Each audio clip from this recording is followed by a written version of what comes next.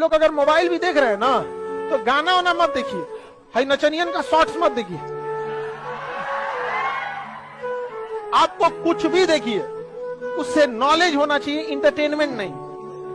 आपको अगर कुछ भी नहीं समझ में आ रहा है ये देखिए कि मैन्युफैक्चरिंग कैसे होता है किसी चीज का, गाड़ी मैन्युफैक्चरिंग कैसे होती है, जहाज मैन्युफैक्चरिंग कैसे।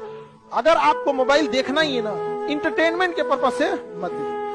कि मतलबी जमाना है और नफरतों का कहर है। ये दुनिया दिखाती तो शहद है लेकिन पिलाती जहर है। तो सुनिए, बड़ा झूठ इसलिए कि आजकल छोटा झूठ और खोटा पैसा चलता ही है। बड़े झूठ का जमाना है साहब। जो औरतें अपने चेहरों पर बड़े झूठ का पेंट पाउडर मलती हैं उन्हें हसीन और नौजवान समझा जाता है। जो लोग पब्लिक से बड़ा झूठ बोलते हैं वो नेता और लीडर कहलाते हैं। व्यापार की दुनिया में जितना बड़ा झूठ तिजोरी में उतना ही ज्यादा रुपया। मैं तो इस बड़े झूठ के मैदान का एक बहुत छोटा सा खिलाड़ी हूँ। बेटियां नसीब से तो बेटे दुआओं के बाद आते हैं। अजी हम लड़के हैं जनाब, हम कुछ जिम्मेदारियों के साथ आते हैं। आधी उम्र जिम्मेदारियां समझने में गुजर जाती है तो आधी उसे निभाने में। पूरा बचपन किताबों में गुजरता है तो जवानी कमाने में। ये जिम्मेदारियां उम्र के साथ बढ़ती है, ये बुढ़ापे में भी कम नहीं होता। अजी कौन कहता है जनाब हम लड़कों की जिंदगी में कोई गम नहीं होता। कभी बेटा बनकर तो कभी बाप का फर्ज निभाना पड़ता है। कभी खाने के लिए लड़के को तो लोग इधर न तो देख लिए जिनका हम ये सब करते ऐसे नाखून बढ़ाते ठोड़ रंगते तो हम पीट देंगे यहाँ पे। लड़का सबको डिस्टर्ब करेंगे। आप लोग को भी समझाते हैं, तुम लोग हाथ धो के लड़की के पीछे पड़ जाता है सब। जिस दिन लड़की मुंह धो के पीछे पड़ गई ना भाग जाएगा तुम लोग। मुंह धो के पीछे पड़ी भागे, अरे बाप रे गलती हो गया। समझा गया कि नहीं? कोई लड़का डिस्टर्ब करे तो कुछ नहीं करना है, मुंह धो लेना है।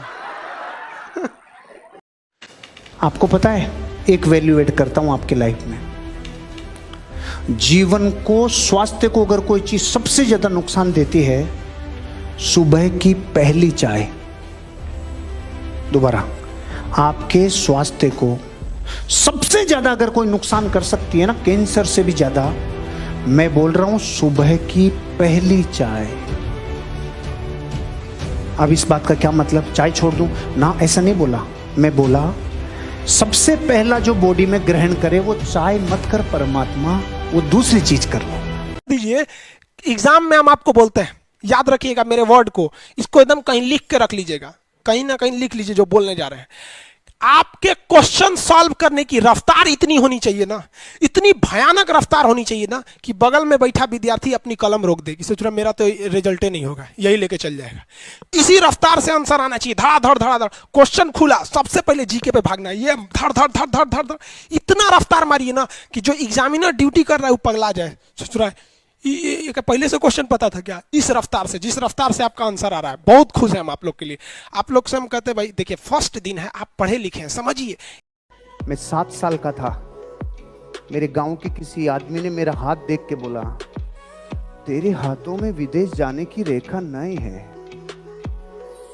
22 अप्रैल सन 2007 को जब मैं 27 बरस का हो गया, तो जब मैं फ्लाइट में बैठ गया मलेशिया की में, तब भी मैंने कहा नहीं, कुछ ना कुछ कीड़ा कांडी होगी, ये जाएगा नहीं, उड़ेगा नहीं, ये जा नहीं सकता।